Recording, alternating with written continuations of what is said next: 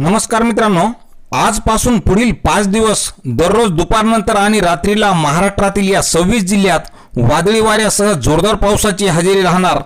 पाहूयात या संबंधित सविस्तर माहिती।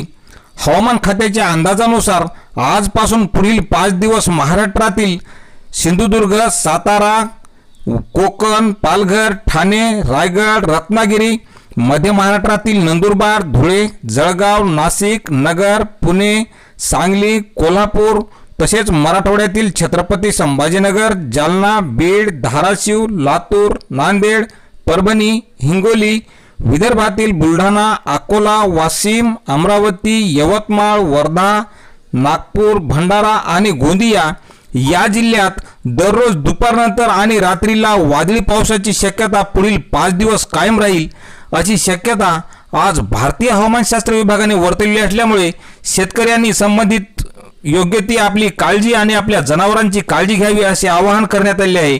कारण या पावसाच्या दरम्यान विजेचे प्रमाणही जास्त राहणार असल्याची माहिती आज भारतीय हवामानशास्त्र विभागाने वर्तवली आहे।